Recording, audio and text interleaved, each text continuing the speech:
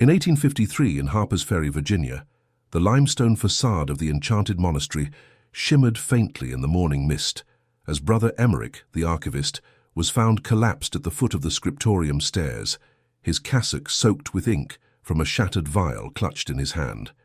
On the floor beside him lay several loose vellum pages, water-stained and marked with irregular gaps, sentences violently excised with a blade.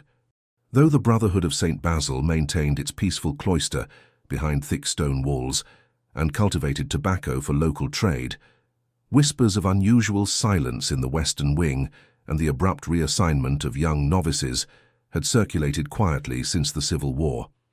In the monastery's ledgers, entries between 1861 and 1865 were uniformly intact, except for the records of 5 individuals who were received and never released. A decade later, a clerical audit would list 39 volumes as permanently missing. Who had the authority to erase the past? Respected across the Shenandoah Valley for its quiet discipline and precise record-keeping, the Enchanted Monastery's abbots often served as advisors to county officials and kept correspondence with Washington dignitaries, their letters smelling faintly of myrrh and mildew. But an 1878 inventory report filed by a visiting Jesuit scholar raised alarm over missing baptismal scrolls, an altered ledger, and a pattern of sealed dormitories, demanding a closer examination of the monastery's past. It began with a silence too deep for a working abbey. In the spring of 1859, the sound of the monastery bell failed to ring for 2 consecutive dawns. The townspeople of Harper's Ferry, who relied on its chime to mark the beginning of labor, noted it first. Farmers halted their plows mid-field, waiting. Mrs. Althea Groves, a widow living at the foot of the bluff, made the 2-hour climb to the monastery gate to inquire. She would later describe the moment in a letter to her sister. "I knocked and waited, but no footfall approached." There was a coldness to the stone, as if it had been long in shadow, though it was well after noon. I called out. No answer came, only the rustle of dry leaves inside. The monastery resumed its routine the following week. The bell rang again. Deliveries were accepted. The monks returned to town for wool and candle wax, but something had changed. Brother Emmerich, who had once offered quiet smiles to children and assisted with parish weddings, now kept his eyes lowered and hands clasped so tightly that his knuckles bore welts. He seemed thinner. Local physician Dr. Clement Baird, a friend to the order, remarked discreetly to Father Glavin of the parish church. I saw him at the apothecary's. His voice shook as though chilled, though it was nearly 70 degrees. And he smelled faintly of scorched parchment. By August, the monastery had ceased opening its western gate, which once welcomed traders and visitors. The metal hinges, once oiled weekly by novices, now groaned with rust. A light layer of yellow pine pollen settled across the stones like forgotten sugar. When questioned, the monks offered a single explanation: restoration. But the town records show no requests for materials, no payments for labor, and no presence of masons or carpenters. The gate remained shut for 6 years. Inside the scriptorium, the oldest room in the monastery and once a source of regional pride, transcription work slowed. Requests for marriage records, birth registries, and canonical transfers were met with delays. Inquiries from the diocese in Richmond were answered curtly.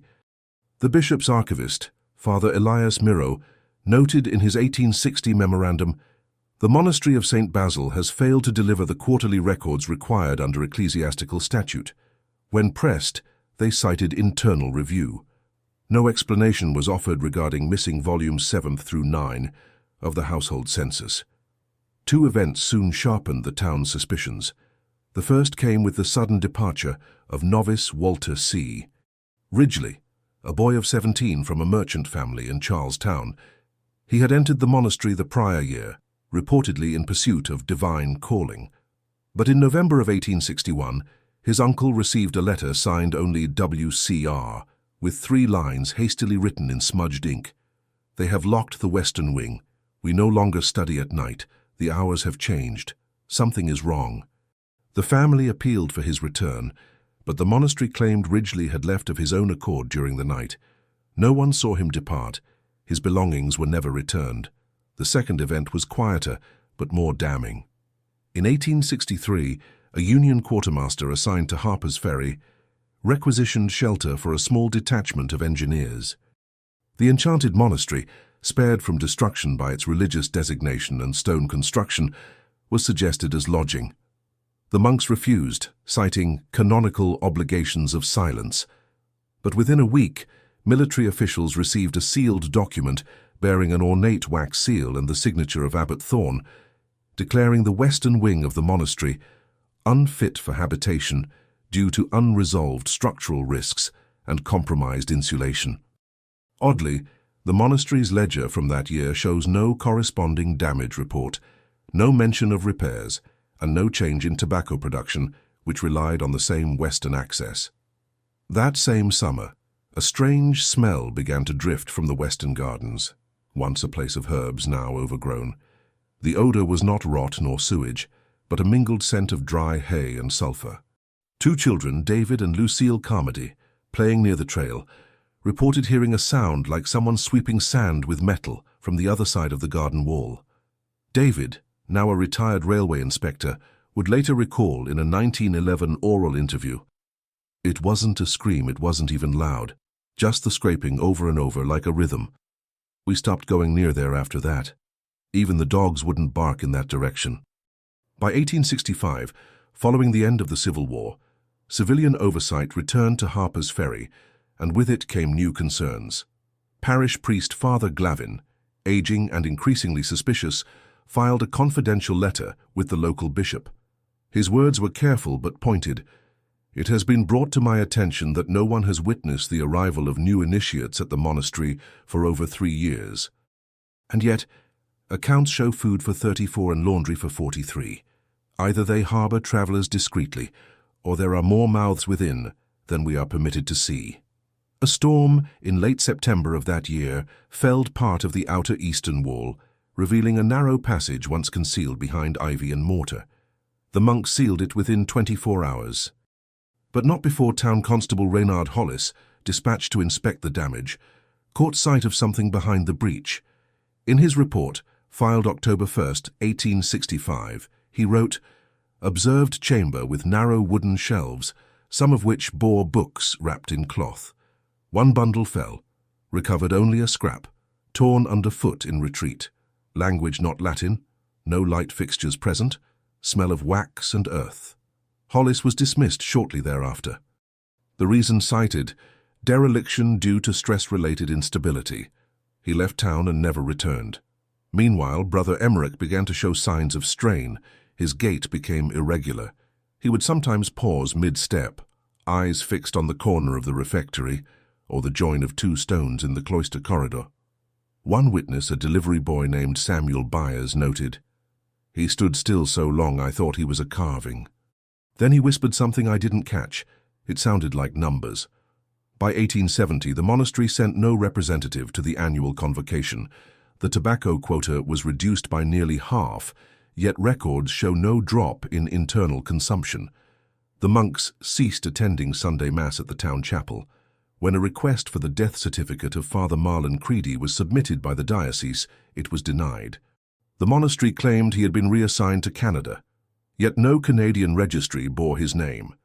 It was in 1873 that a schoolteacher named Janetta Halcombe, widowed and known for her precision in archival hand, was asked to assist in updating the town's ecclesiastical records. She was granted temporary access to the monastery's public registry room. She entered at 9 a.m. and was expected to remain until noon. She left at 10:47, pale, lips pursed, and declined payment. In a private note to her cousin, now preserved in the Halcombe family papers, she wrote, "There is a second set of ledgers, locked in a black cabinet. I saw them briefly when a novice opened the wrong drawer. The parchment was red-edged. One page bore the symbol of a key inside a flame. I pretended not to notice. I do not wish to be summoned again." The abbey closed its gates entirely the following year, citing an extended season of internal retreat. The gates of the Enchanted Monastery remained closed through the winter of 1874, and with the snow came stillness. Icicles hung from the eaves of the bell tower, unmoving even in the strong western winds. No smoke rose from the chimney flues. Yet deliveries of dried fish, barley, and medicinal herbs continued, all received silently at the southern gate by a lone monk whose face was increasingly unfamiliar to townspeople. Records from Harper's Ferry merchant F. W. Laughlin, note payment in silver florins minted prior to 1840, no longer in standard circulation. At the same time, those who lived nearest the base of the bluff began to report an unnatural echo during the night hours. It came irregularly, sometimes past midnight, other times just before dawn. Not the tolling of the bell nor wind, but a dull, rhythmic thump, like something heavy shifting across stone. Samuel Byers, now a teenager and employed full-time with the Laughlin Freight Depot, reported the noise in his 1875 delivery log. 3 knocks, a pause, then 2 more, always from the west side, and always followed by birds taking flight. That same year, 2 events returned public focus to the monastery. The first was the death of Reverend Elias Miro. He had been reassigned to Richmond following his inquiries in 1860 and remained largely absent from diocesan politics. But upon his death in 1875, a collection of private notes was found among his effects. One entry, dated April 17, 1861, read, "The monks claim the western wing is sealed for structural reasons." But Brother Emmerich's slip tells another story. He said, "We've removed the singing from the walls." I asked for clarity. He turned pale and walked out. The second event came from a legal angle. A minor land dispute arose between the monastery and a farmer named Harlan Dove, whose property shared a poorly marked boundary with the abbey's forested perimeter.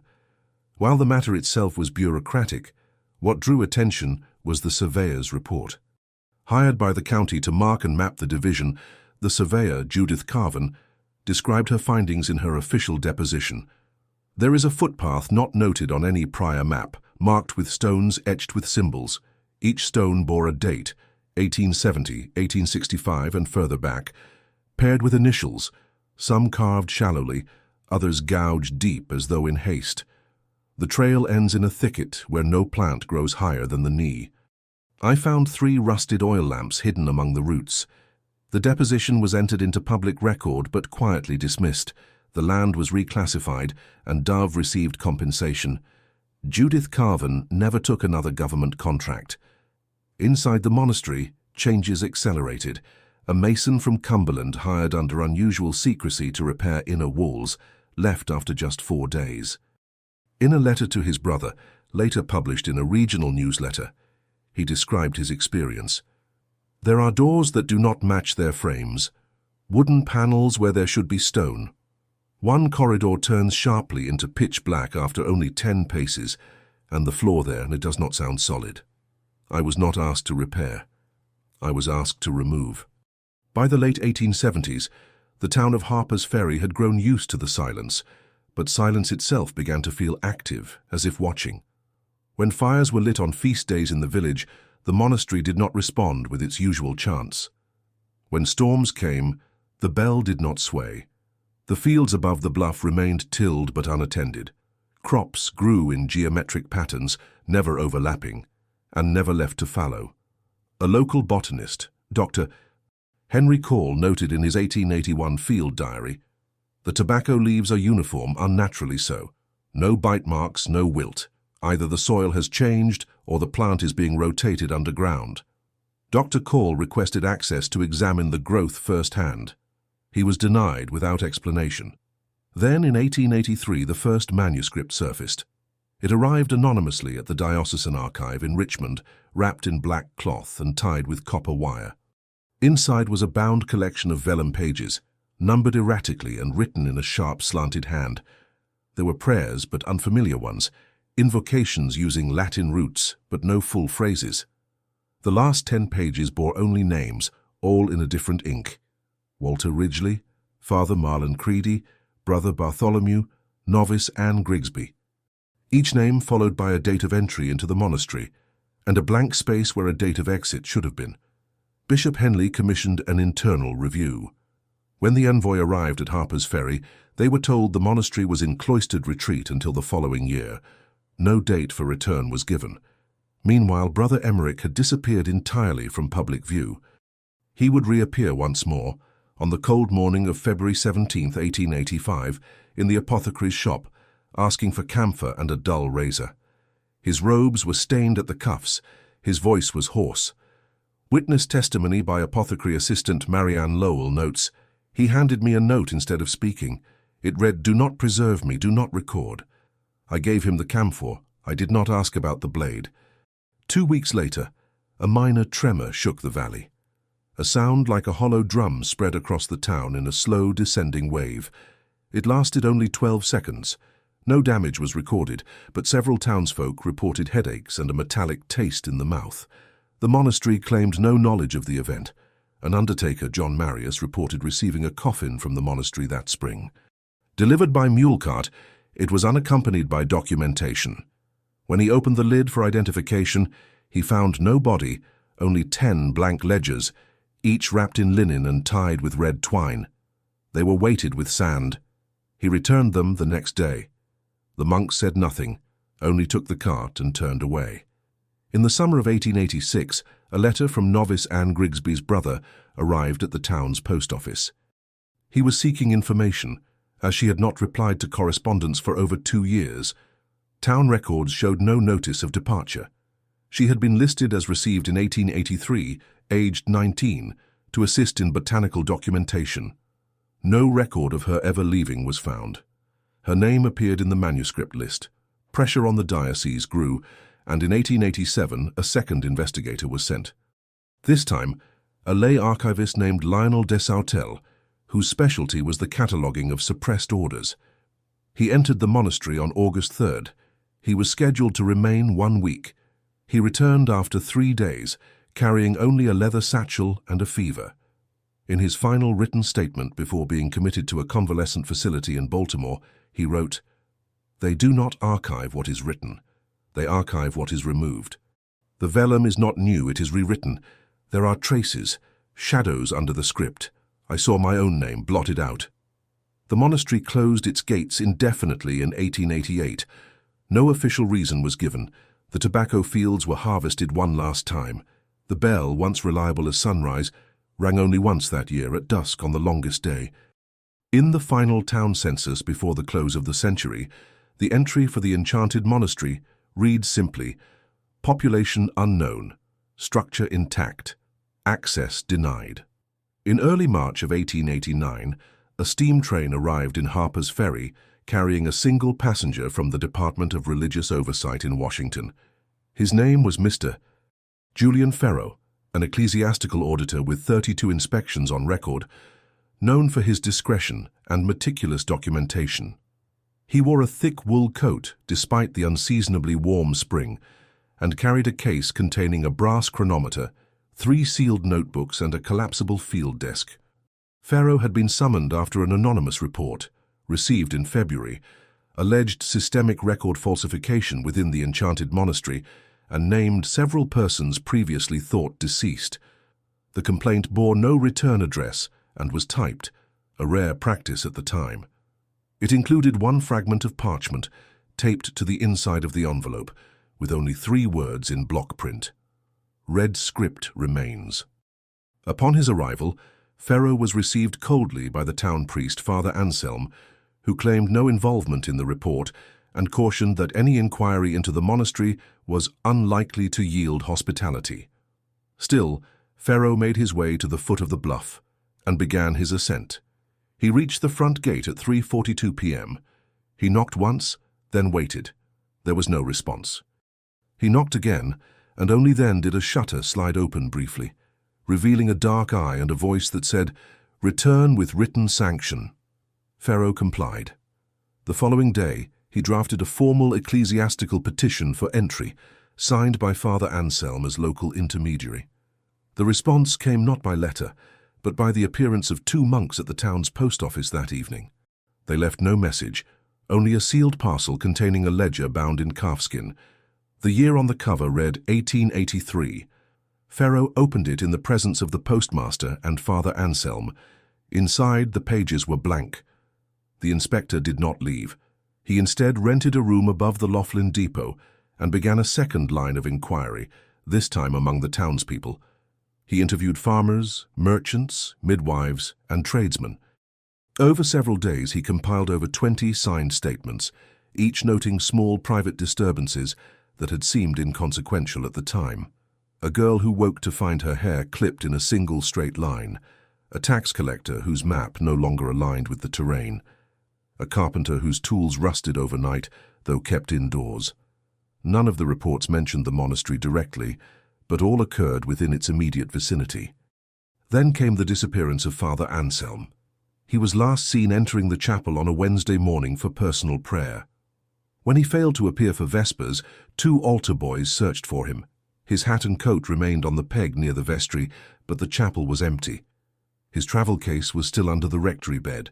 The police conducted a cursory search but found no signs of forced entry or struggle. Pharaoh added this disappearance to his report and sent it by train to Washington. When no reply came, he sent a second, then a third. Finally, on April 17th, a telegram arrived from the Department of Religious Oversight. No inspector by your name listed. Case file not found. Reconfirm authority. Pharaoh, stunned, returned to the depot to locate his ticket stubs and letter of assignment. Both were missing. His field desk, usually locked, had been opened. His chronometer stopped at 11:43. He went to the local authorities, but the town constable, a man named Hargrave, refused to intervene. "The monastery is private ground," he said. "We've learned to let it be." The tension deepened further when a young apprentice named Elias Kern discovered a buried object while tilling soil for spring planting near the edge of the monastery's forest. At only 6 inches deep, he uncovered a tightly wrapped oilskin bundle containing 4 sheets of parchment, all smeared and stained. One bore the seal of the monastery. Another had a name partially legible, Bar Ul Grig. The final 2 pages were diagrams, one of a floor plan, the other a series of concentric circles labeled only with dates. Pharaoh examined the pages, then approached the monastery again. This time, he did not knock. He placed the documents in a tin container, left it at the gate, and waited across the field. 2 hours passed before a monk emerged, took the container, and returned inside. No message followed. That night, Pharaoh was woken by a knock at his door. A woman stood outside, her face partially concealed by a traveling veil. She introduced herself as Amalia Grigsby, sister to novice Anne Grigsby, presumed missing since 1885. She had traveled from Kentucky after learning of the anonymous report from a contact in the diocesan library. She brought with her a faded daguerreotype of her sister, dressed in novice robes, and a letter dated June 1884. "They have closed the old library. We now copy from memory. I am told not to question the red pages. I miss the light." Pharaoh took Amalia's testimony, then asked whether she would be willing to testify formally. She agreed, but requested first to see the monastery herself. Against his better judgment, Pharaoh accompanied her to the edge of the monastery's fields at first light. There, as the mists lifted, they found the entire field had been burned in the night. A blackened square of ashen soil extended from the base of the slope to the outer wall. No smoke rose, no scent of fire remained.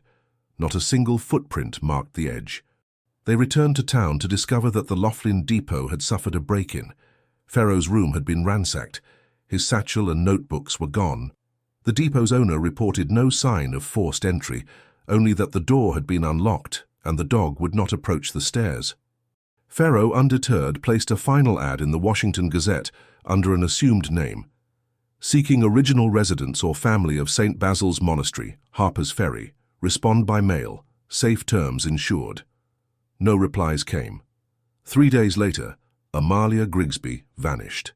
Her room at the boarding house was undisturbed. Her bag still packed. Her sister's daguerreotype, left on the nightstand, had been shattered from the inside of the glass. Pharaoh remained in Harper's Ferry another week. His health began to decline. He took to wearing gloves and spoke only in writing. The final entry in his journal, preserved in the Diocesan Emergency Archive, reads, "They do not seal the doors to keep others out. They seal to contain memory itself. It bleeds. The red ink is not pigment. It is the last trace." By May of 1889, Julian Pharaoh was no longer seen in public without his gloves and a wide-brimmed hat. The spring sun seemed to aggravate him, and though his coat was thick wool, he never removed it, even indoors. Witnesses in Harper's Ferry noted his silence and the stiffness with which he moved. One merchant described his walk as like someone listening inwardly, not outwardly. He continued to write, but only in pencil and never on lined paper. He carried a single notebook tied shut with cloth and refused to hand it to anyone directly. The situation escalated when a second inspector arrived, this time from the diocesan office in Baltimore. His name was Reverend Benedict Harrow, a stern, practical man with no tolerance for speculation. He had received fragments of Pharaoh's reports through a back channel and had come not to investigate the monastery directly, but to assess Pharaoh's state of mind. They met on the evening of May 11th at the parish house. Harrow found Pharaoh agitated but lucid. Their conversation lasted nearly 2 hours. According to Harrow's travel log, Pharaoh presented 2 sheets of copied manuscript, both written in blood-colored ink, with strange spacing and a series of missing words. He spoke at length about archival erasure, claiming the monastery was engaged not in record-keeping but in intentional forgetting. Not redaction, he insisted. Extraction. The pages are not censored, they are hollowed. Harrow remained skeptical, but agreed to accompany Pharaoh to the monastery at sunrise. He requested no formal escort and informed no one in Baltimore of his location. At 5:30 a.m. on May 12th, they departed on foot. What happened at the gates is known only through Pharaoh's written account, recovered 2 months later, in the folds of a second-hand coat purchased in Maryland. In that testimony, Pharaoh claims they were admitted without a word. A silent monk opened the gate, gestured for them to follow, and led them through the cloister. The halls were dry and dim, the air still, and dust fell in shafts through the slatted windows. The monastery smelled of scorched wool and ink. Pharaoh noted that none of the monks spoke. Their movements were synchronized but never choreographed. At one point, a door was opened into a room lit by a single oil lamp. In the center was a table. On the table, a closed book. Pharaoh described the book as old, wrapped in thread and bearing no title. Harrow attempted to open it. The monk shook his head once. Pharaoh complied. Harrow did not. He pulled at the thread. The thread came loose. The cover lifted. According to Pharaoh, the pages inside were not bound, they were floating. Each page bore a name, handwritten and repeated several times. The ink shifted in tone as the page moved, from black to a deep red to near invisible grey. Harrow touched the first page, then the second, then collapsed. Pharaoh wrote, "He stopped breathing for 30 seconds. When he awoke, he was smiling. He asked me what year it was. Then he asked again and again, as if the number wouldn't stay with him." They left the monastery just before noon. Harrow refused to speak to anyone upon returning. That night, he wandered into the river barefoot. He was found the next morning by a mill worker, soaked to the waist, whispering passages from the Book of Psalms, but skipping every 7th word. He was taken to a rest facility in Frederick. He remained there until his death in 1902.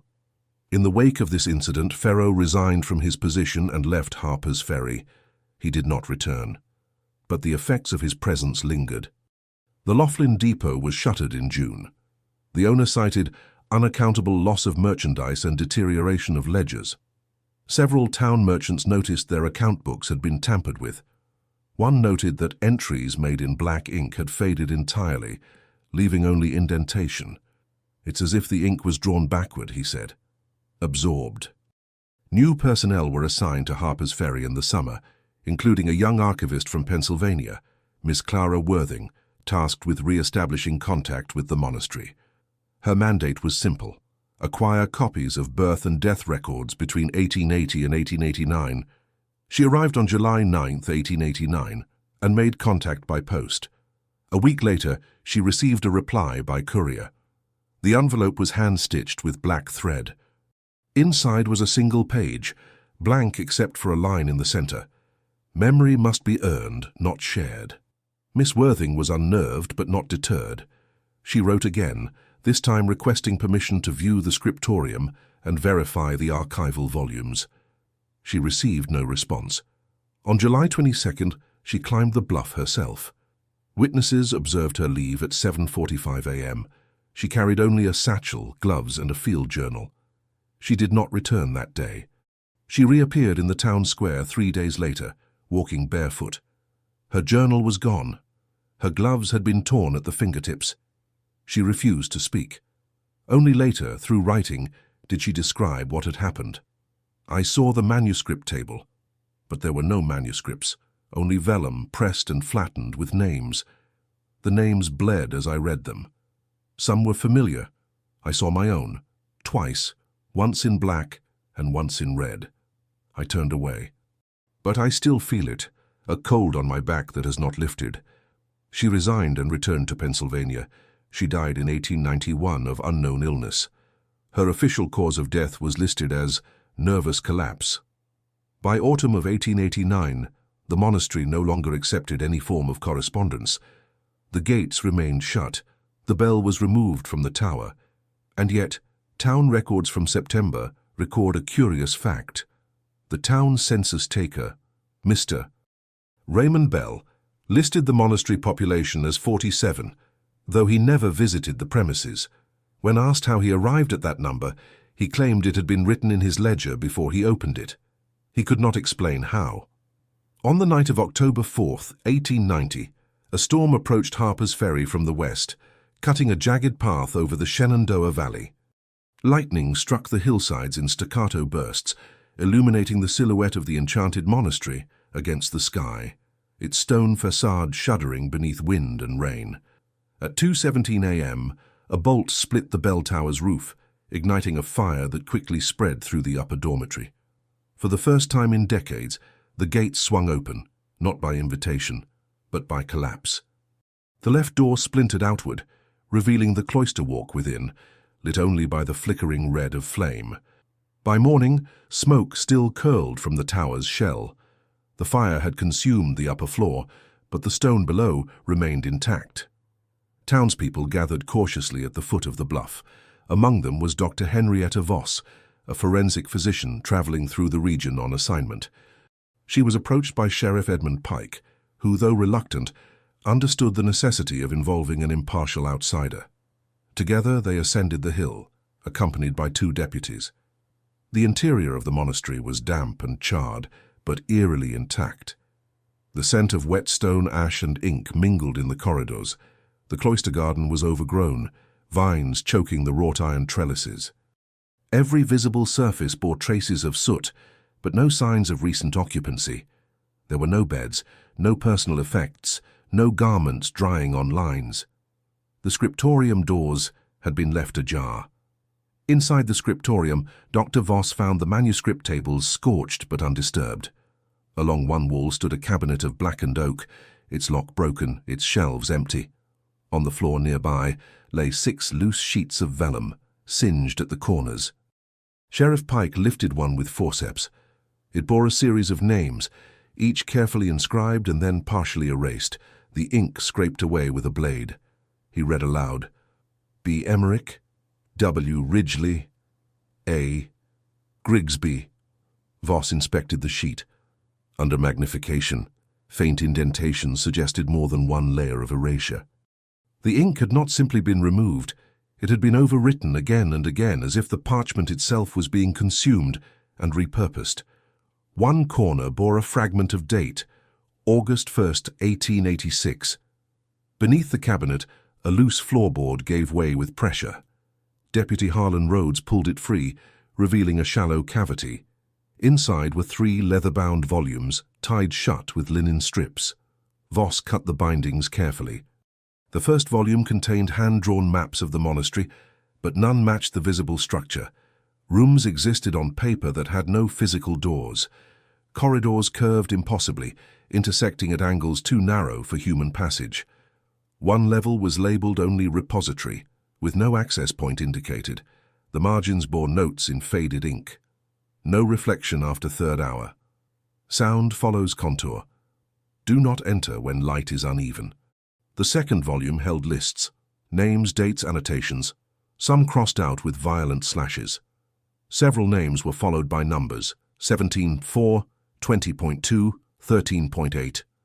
Voss speculated these were measurements, possibly age or weight, but the column headers had been torn away. The third volume was blank except for a single sentence on the final page. All that is remembered must be bound, or it will begin again. As the group prepared to leave, a door at the rear of the scriptorium was found ajar. It led into a narrow hallway, partially obscured by mildew and rot. Voss descended first, lantern in hand. The passage sloped downward, the air growing colder with each step. Moisture clung to the walls. The lantern flickered. After 37 paces they reached a chamber, circular, windowless, silent. In the center stood a stone table, waist-high, flanked by 4 iron stands. Each stand held a small brazier filled with hardened wax and black wicks. On the table lay a wooden frame, and inside the frame, stretched and pinned, a full sheet of flayed vellum.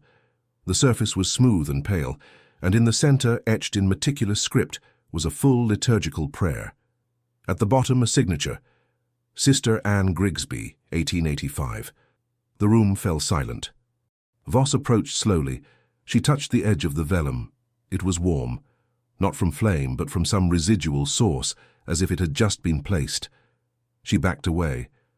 Behind the brazier stands, 4 alcoves cut into the walls held shallow stone niches. In the first, a robe folded neatly over a cross of woven reeds. In the second, a lantern with no wick. In the third, a silver bowl, its interior scraped raw. In the fourth, a series of bones, cleaned, arranged by size and labelled with handwritten tags. B. Emmerich, ulna. A. Grigsby, rib. Unknown, mandible. The sheriff began to shake. Deputy Rhodes took 1 step backward and slipped. His foot struck a loose tile, and with a crack the floor gave slightly. Beneath it a hollow space echoed. They lifted the tiles. Below, a pit no deeper than 5 feet, lined with stone. Inside were bundles, dozens of them, each wrapped in linen and sealed with wax. Voss opened one. Inside was a manuscript, bound not in leather but in pale skin. The writing was cramped, erratic, lines overlapping. The language shifted between Latin, Greek and phonetic renderings that bore no known syntax. There were no titles, only initials. She opened a second. It bore the same phrase on every page. Preserve the absence. Protect the silence. Preserve the absence. Protect the silence. The pit contained at least 40 such bundles. Many had decayed, their contents blackened and illegible. Others remained untouched. Outside, the storm had passed. Sunlight filtered through the broken tower above, lighting the dust in the chamber. As the group prepared to exit, they heard a noise, soft, rhythmic, from the far end of the passage. It was not footsteps, but something brushing stone. A dry, continuous shuffle. Sheriff Pike drew his revolver. Voss raised her lantern. The sound ceased. They turned the final corner and found only a blank wall. But embedded in the mortar was a recess, a shelf bearing a final object, a black volume sealed in wax bearing no marks except a faint impression, a flame inside a key. They left it untouched. Dr. Voss would later describe the silence that followed as something total. Not the absence of sound, but the refusal of sound, as if the space itself had turned inward. The monastery was sealed the following day. An official report was drafted but never published. Sheriff Pike resigned 2 weeks later, citing health reasons. Deputy Rhodes left Harper's Ferry entirely. Only Dr. Voss remained long enough to document the items in a private ledger, now housed anonymously in a restricted vault at the diocesan archive. In her final note, she wrote, "There are no living monks. There are only names being rewritten." The following morning, the monastery stood silent under a pale, brittle sky. Smoke still lingered faintly in the air, curling from the charred edges of the ruined bell tower. From the base of the bluff, the damage appeared superficial, but those who had entered the monastery the night before knew that the wound was internal. Sheriff Pike had posted 2 deputies at the entrance, though neither remained past nightfall. Their orders were simple: prevent looters, deter the curious. But both men abandoned their posts within hours, citing a persistent ringing in the ears and a sensation of cold despite the sun. One later described the impression of whispers just beneath the sound of leaves stirring, conversations spoken too softly to hear, but too closely to ignore. Dr. Voss returned alone that afternoon. She brought with her linen gloves, an oil lantern, and a packet of charcoal pencils. Her intention was to trace the inscriptions from the recovered manuscripts and begin the process of identification. Instead, she found the door to the lower chamber already ajar. Inside, the air was colder than before. The brazier stands had been extinguished, their wax bowls upended. The vellum frame in the center of the stone table was gone. In its place, a fresh parchment had been stretched, its surface unmarked. No blood, no script, no name. She circled the table and saw that the stone niches in the walls had been disturbed. The robe was missing. The mandible had been taken. The lantern now bore a new wick. Only the silver bowl remained unchanged, resting at the edge of its shelf, with a faint pinkish film on the interior. She approached the pit beneath the floor. The bundles remained. Some had shifted in position as if jostled from beneath. One had torn open, revealing not a manuscript, but a folded cloth pouch filled with small bones, phalanges, vertebrae, shards of tooth. She recorded her findings, sketching the pit's contents, then moved to the narrow recess where the sealed black volume had been stored. The wax seal was broken. The volume remained, but its cover now bore 3 indentations, triangular like nails or claws. She did not touch it. Instead, she moved toward the corridor, following a narrow passage that had previously been blocked by fallen stone. The fire had weakened the support structure, exposing an older section of the foundation. The walls here were rougher, the mortar more coarse. The air was colder still, and the lantern flickered erratically. She descended 7 uneven steps and entered what appeared to be a burial chamber. The space was small, almost circular, with no windows and no ventilation. In the center stood a low stone pedestal. Upon it, a single glass panel framed in brass. Beneath the glass lay what appeared to be a tongue preserved in resin labeled with a strip of vellum. B. Emmerich, 1872. Surrounding the pedestal were 6 niches in the wall, each housing a shallow wooden drawer. 5 of the drawers were open and empty. The 6th was sealed with black wax. Voss noted the seal, a key wrapped in vines. She reached for it, but the moment her fingers touched the edge, a faint vibration passed through the drawer. Not sound, not pressure, just a sensation, like a word caught in the back of the throat. She pulled back. Retracing her steps, she ascended to the main corridor and emerged into the scriptorium. The air had shifted. Dust particles hung heavier now, moving less like debris and more like sediment in water. As she passed the manuscript tables, she noticed that all 6 previously scorched sheets of vellum had disappeared. In their place were new sheets, blank, still damp. She exited the building and made her way down the bluff, her notes held close. 2 hours later, she convened with local magistrate Arlen Bexton to present her findings. He listened in silence, then made a decision few in Harper's Ferry had the authority to challenge. The monastery was to be locked, a perimeter established. No further entry permitted without federal oversight. A temporary fence was erected, signs were posted, but before official papers could be filed, the Enchanted Monastery was entered again. Sometime between the night of October 5th and the morning of October 6th, a group of 3 unidentified individuals breached the gate and made their way into the monastery grounds. They left no markings, no written intentions. The only trace of their passage was a broken lantern discovered at the foot of the scriptorium stairs and a trail of wax droplets leading down the western hall. By dawn, a second fire had ignited. This time it did not damage the bell tower or the upper dormitory. Instead, it consumed the scriptorium entirely. Stone walls collapsed inward, the foundation cracked. The fire was unusually hot, burning with a colorless flame and releasing no visible smoke. The heat warped metal and blackened the ground 6 feet beyond the structure's outer walls. By the time the townspeople reached the site, the fire had already ended. Inside the ruins, ash drifted in slow, unnatural spirals. No bodies were found, no bones, no tools, only a series of 5 footprints burned into the stone floor, bare, narrow, pointing outward toward the collapsed entrance. Among the remains, a single object was recovered. It was the black volume from the underground recess. Charred at the edges but still intact, the book had fused shut. When officials attempted to pry it open, the spine split without revealing pages. Instead, the interior was hollow, lined in dried moss and copper flakes.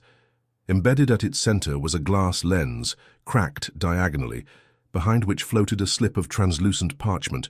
Written on it were 3 words, "Who remembers us?" The book was sent to a secure facility in Richmond. It arrived, was catalogued, and then vanished from the archive within 2 weeks. No record of its transport remains. Its file is marked unresolved. Dr. Voss left Harper's Ferry shortly thereafter. Her final note, penned in the margin of her journal, reads, "It was never about the manuscripts, it was about the void. Each page filled only to hide what was taken, each name copied only to replace what was erased. The Enchanted Monastery was declared unsafe, its land condemned. Yet in the census of 1893, a line item appeared beside its listing, structure absent, record retained." In February of 1891, a formal inquiry into the Enchanted Monastery was opened by the Virginia Office of Religious Holdings. The investigation was overseen by Magistrate Corwin Halley, a man known for his procedural rigor and distaste for sensationalism. Halley traveled to Harper's Ferry with 3 clerks and an archivist, determined to reduce years of rumor into a tractable series of legal facts. But within 2 weeks, the inquiry stalled. The problem, he would later state under oath, was not a lack of evidence, but the impossibility of verifying its origin.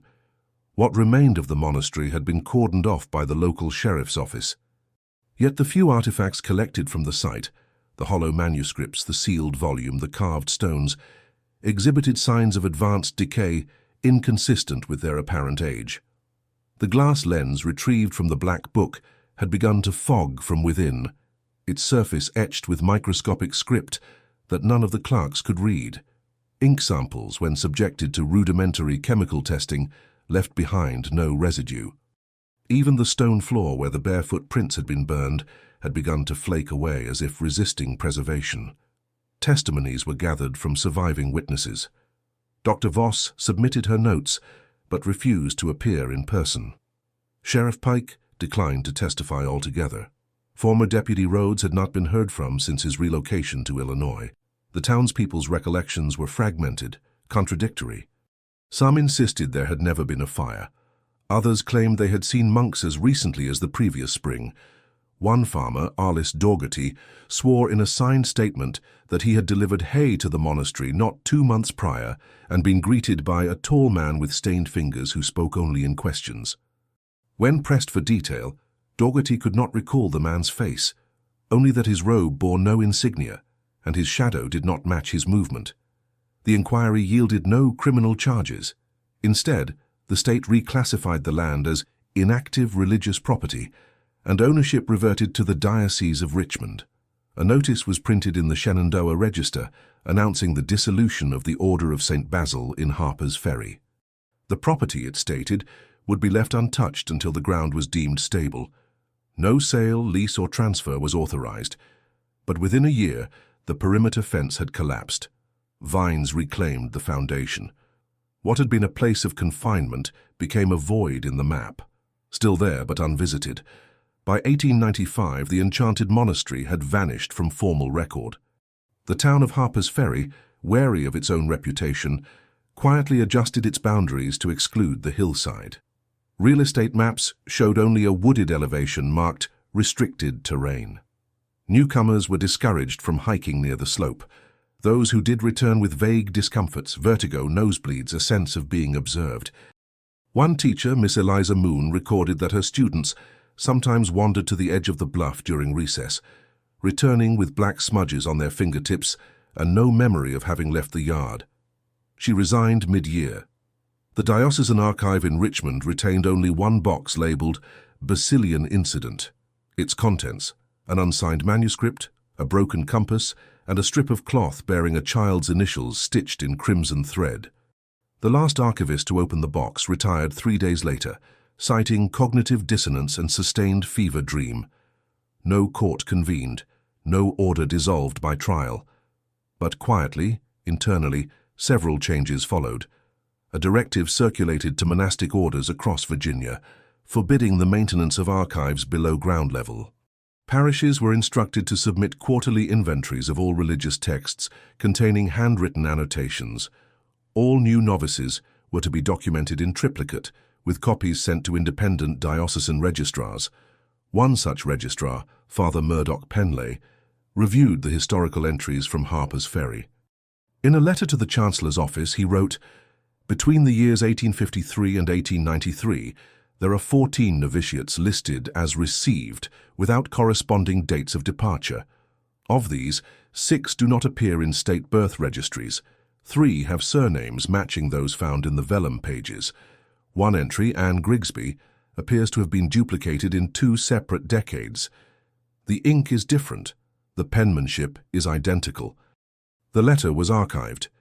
Penley was reassigned to an agricultural diocese. Local memory did not fare better. In oral histories collected between 1896 and 1899 by students from the Virginia Folklore Society, Harper's Ferry residents referenced the monastery only obliquely. It became a kind of grammatical abscess, spoken around, hinted at, never described. One child, when asked what lay at the top of the hill, replied, "The place where names go to sleep." Another, when prompted to draw the monastery, produced only a series of black lines with no beginning or end. Yet the land remained untouched. No reconstruction, no chapel built in its place. When a railroad surveyor proposed a tunnel route through the bluff, his instruments malfunctioned, his blueprints warped. He quit his position without explanation. The final known document related to the monastery was filed in December of 1899 by a notary in Charlestown. It was a deed claim, unsigned, listing no party of origin, asserting ownership of the Enchanted Monastery grounds under the title curatorial custody. The document bore no legal weight, but the name of the claimant was legible: Julian Ferro. He had not been seen since 1891. And beneath the faded ink, almost invisible, were 4 words, barely raised from the parchment: "We remain in silence." By the spring of 1896, the slope where the Enchanted Monastery once stood had begun to change in subtle but noticeable ways. The trees lining the upper ridge began shedding their leaves out of season. Soil samples collected by the Agricultural College in Staunton revealed unusually high concentrations of iron and calcium, yet no industrial runoff or mining had ever occurred in the area. Cattle from nearby farms refused to graze near the lower field, skirting the bluff in wide arcs. Fences erected to keep them out were repeatedly found open, though no hinges were broken and no footprints marked the mud. The town's children, once cautioned to avoid the path to the ruins, no longer needed reminding. They grew quiet when asked about the monastery. Some said they heard bells at night, others whispered about a long, windowless wall glimpsed between trees, though nothing had been built there in years. Among the older residents, memory itself grew uncertain. An 1897 census recorded Harper's Ferry as having a population of 1,327. But in the margins of that ledger, the assessor had made a strange note: 4 households with names not found in prior census. No parish registration, no business license, residents unresponsive, will return. The names were crossed out in pencil. No return visit was recorded. A journalist named Alton Greer arrived in town in 1898 to write a retrospective on the Enchanted Monastery, prompted by renewed curiosity from a theological quarterly based in Boston. Greer interviewed several locals, but received only evasive answers. He walked the path himself, bringing with him a photographer, and camped one night near the southern base of the ruins.